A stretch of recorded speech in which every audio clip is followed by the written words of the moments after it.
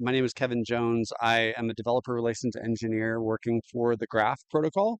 I'm working for Edge and Node, which is one of the core developers, the original creators of the Graph. And today we're going to be talking about the Graph. We're going to talk about what the bounties are, and we're going to do a quick demo of how Hypergraph works. Okay. You guys can hear me okay? Good. Thumbs up. Yep. Awesome. Okay. So again, my name is Kevin. We're going to go through what the graph is briefly, talk about the prizes, hypergraph, and then do a demo. So first of all, the graph. I think most of you probably have heard of the graph before. We've been around for a while. The graph is a decentralized indexing layer for blockchain data, but we've recently added a lot of other stuff. I would say that we have really kind of given lots of new tools for building on blockchain. We have our subgraphs, which are like the GraphQL-based APIs for blockchain data, but we also have some new stuff that we're hoping that you'll build on. So as of this hackathon, we don't actually give any bounties for subgraphs. So you need to utilize some of these different tools that we have. We have a token API, which gets you access to token information, pricing data on Uniswap, and other related information about tokens. And it's available on, I think, 7 or 8 different chains. We also have MCP servers to get access to that data. And we also have MCP servers that give you access to the subgraph data. So as long as you're querying a subgraph through the MCP server, it does qualify for the bounty for best use of the graph. And then we also have a technology called Substreams, which has been around for a while. It's a streaming protocol for streaming data into external sources. They're called sinks. And so you can stream the data into your own database, or you can reprocess that data in different ways.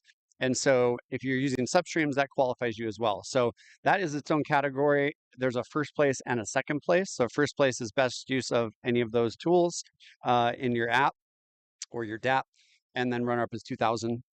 And then we have another category, which is best use of the best application built on Hypergraph. Hypergraph is a framework for building knowledge graph-based applications on blockchain. And I'm going to do a demo and walk through it so you'll understand it. And there's a first place for 2,500, second place for 1,500. And then we have best use of GRC20, which is GRC20 is the underlying spec for how the data is stored on the knowledge graph on what's called Geo, which is a chain. Basically, you can think of it as a chain. And if you want to put lots of public knowledge on the knowledge graph, you would use that. It's a more lower level kind of tool for publishing data. And so we have our own category there. But if you want to build an app, you should use the Hypergraph framework there. If you are a winner, you also will get an air tag just included. So it's just like an extra little bonus. And we have the hacker resources page here. So you guys should scan this. You can also just go to thegraph.com/docs, and you should be able to find everything you need there. But just in case you need it, I'll give you guys a second to scan that. I'll wait till the phones go down. We look good. All right, cool. All right, so let's talk about Hypergraph. So Hypergraph is in a developer preview. So, what that just means is that there are bugs. It is kind of like a rapidly developed tool. And it's just something that we just like to preview and explain that you don't want to use in production yet. But we are looking for people that want to build stuff that would make sense to put in production. So really the main features of Hypergraph that are really, really cool is that you can do for the first time ever, private data on the blockchain. I mean, you can do private data now, in other ways, but this is a first kind of approach at being able to do private data. And I'll go into how that works.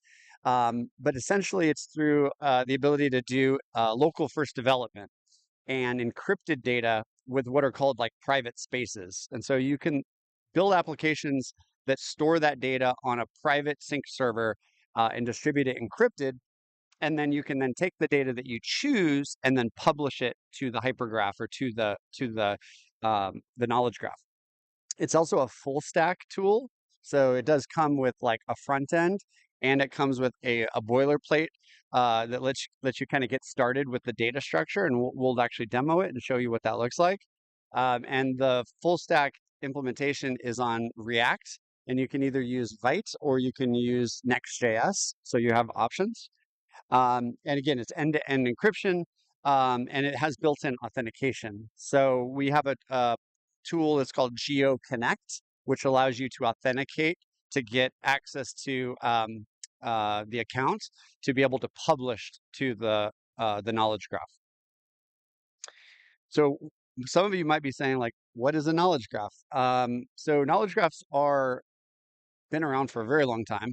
And if you haven't heard of the concept, it's the concept of like having data and having these like entities that store the data. So like people's names, uh, city names, how they relate, like who lives somewhere, and these kind of relations. So you have this concept of like edges and then relations, and how they're all connected. So you can kind of think of it as like an interconnected graph, right? An interconnected amount of knowledge that can be like kind of shared.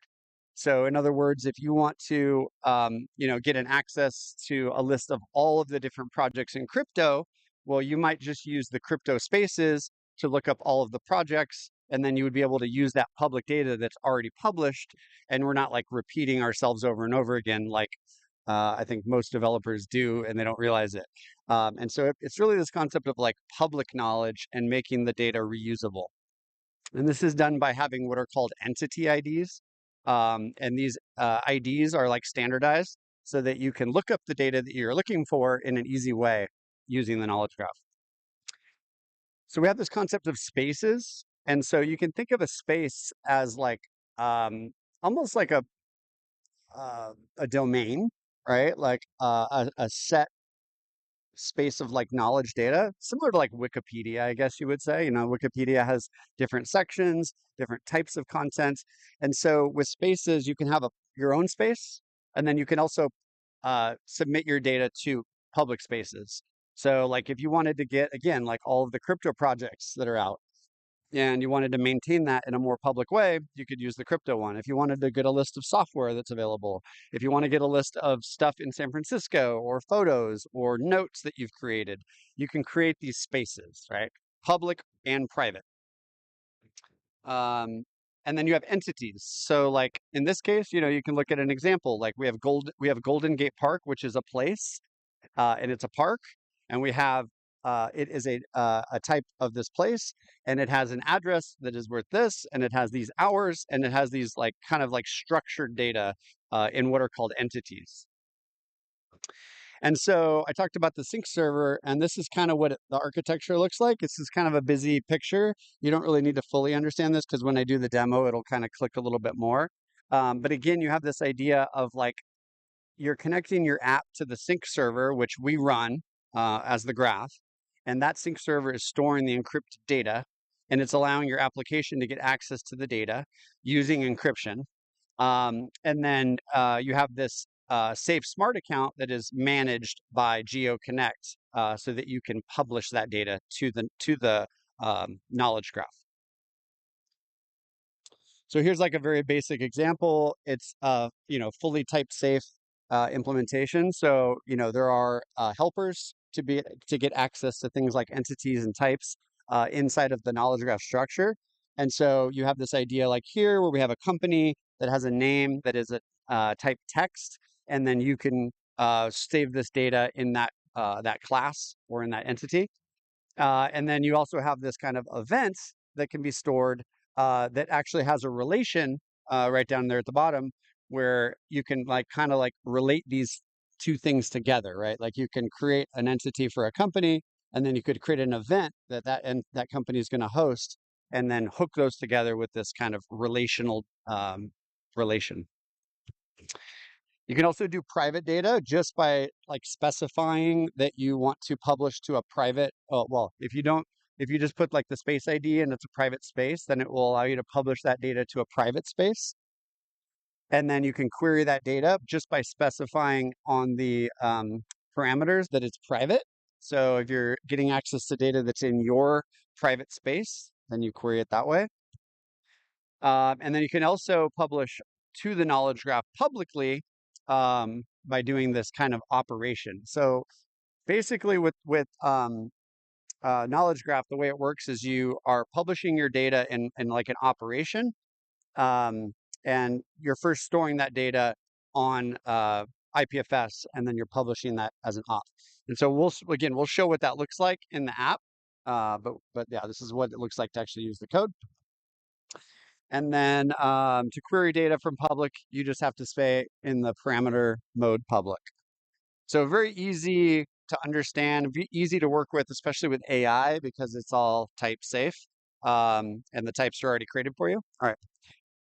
So what are some examples you could build? So crypto projects, we have a cryptos project space. So you might want to extend that data if you're using like GRC20. You also might want to do something that's related to like investments, right? Like maybe creating like investment strategies on Knowledge Graph. A DApp registry is another cool idea. Things around governance are very interesting to us. Basically anything that you want to be able to allow people to collaborate in a private way, and then eventually public data is a great example of using something for the hypergraph. Okay, so let's just demo it, and that way you guys can see how it works. Okay, so if you go to thegraph.com/docs, and then there's a section right here below that's hypergraph. And all the docs for like all of our stuff is here. So you can just find out whatever it is you want to build on, but we're going to do hypergraph. And there's a really high level overview of like what hypergraph is, all of the terms, like what a space is, what an identity is, how the events work, the security model. But right here on this very top one is the getting started quick guide right here.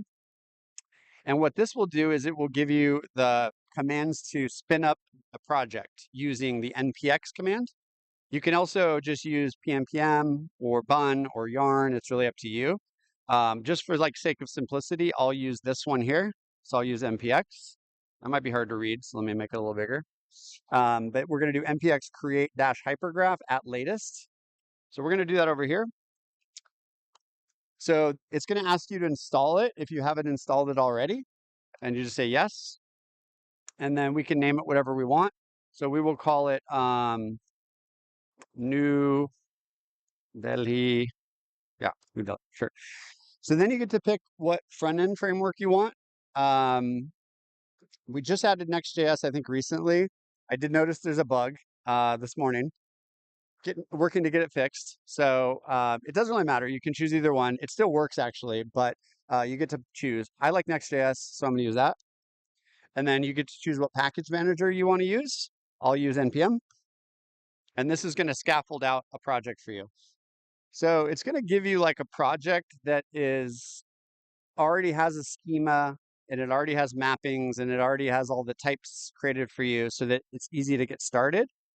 And then there's a tool that's called TypeSync, which is a way to help you manage your entities, because it gets a little confusing with hypergraph, because as you get more and more data in your application and more relations, it's almost like a mind map, right, of all this stuff.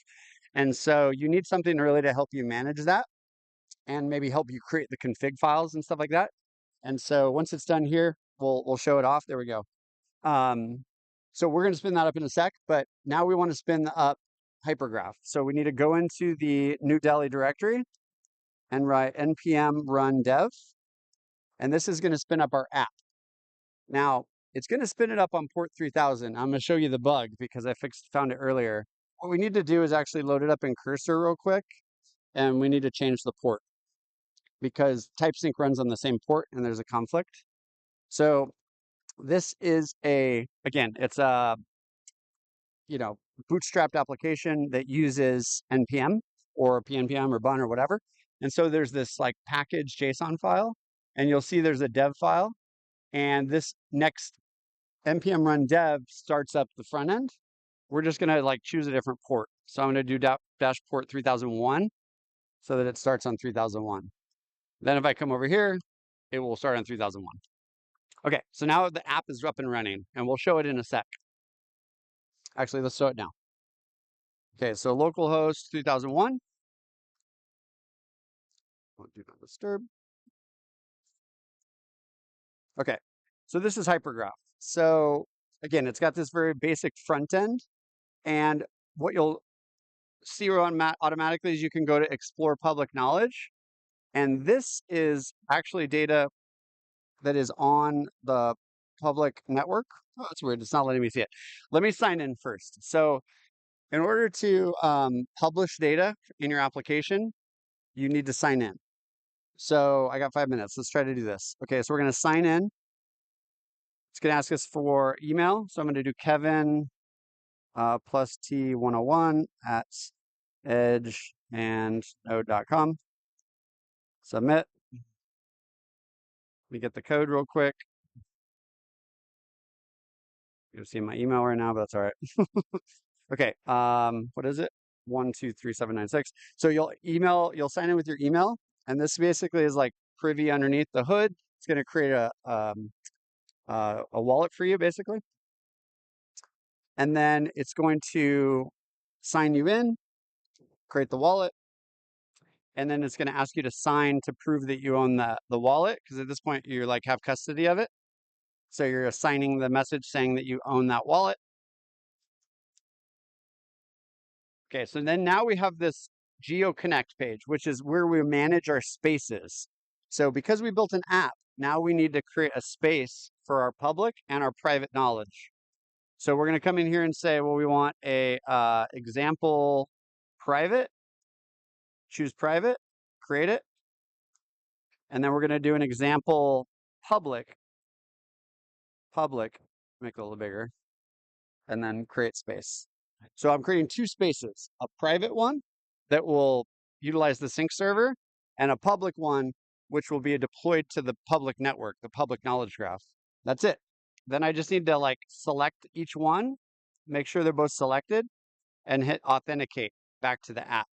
So what I've done at this point is I basically like redirecting my Geo to give it my app rights to access to that data to publish.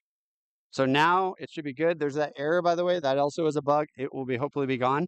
But now I should be able to see my spaces here. So you can see I have two spaces. I have a private and a public space. And then here I can also explore like stuff on the knowledge graph. This is actually not working. It's broken. It will hopefully will be fixed. I'll try to get it fixed. But normally you would come here and see other stuff that's on the knowledge graph. These are crypto projects, but it's not working. It was working earlier, actually.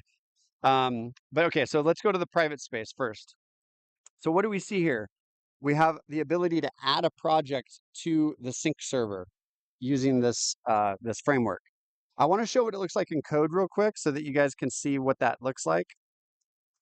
So I'm going to load it up real quick. I only have 3 minutes, so okay. So if I come to the app and I look inside the app and I look at a few things. One is the schema file. So this is where those types are, right? And so you can see it creates a bunch of types for you out of the box that are just like starter ones. You can come in here and delete them. You can recreate them. It's up to you. And then you have this mapping file, which maps all the spaces for those types, right? So this is all managed by TypeSync. So now we can start up TypeSync. So let's do that real quick. So we're going to do npm run TypeSync. And this is going to spin up TypeSync on port 3000. And then we get a visual way to manage those types. So if I want to create a new one, right? Like let's say I want to add a new one that's an account right here. There's an account. It has the description, name, address, network. All I have to do is click plus here. It will add it right down here, right? And then I can, maybe it's already there actually. Let me add academic field. Let's try that. Oh my gosh. It's not working. It should have actually brought up. Oh, there it goes. So you'll see that this highlights sync. So you can see I added academic field and I need to sync it here. And when I click that, it will automatically update my schema for me here. So it will add it to the file. So TypeSync is just a way for you to like manage your types. Cool. I got 1 more minute. Let's see if I can just send some data to the knowledge graph. So I have this example app. I have a project. I want to call it my project. And it is a cool project. right? And I'm creating it. So right now I'm creating the data, I'm publishing it to the sync server. And then here I'm publishing it to the public space. So now I basically have done that. And now if I go to my public space, there it goes, it was successful. I should see that data here. There it is.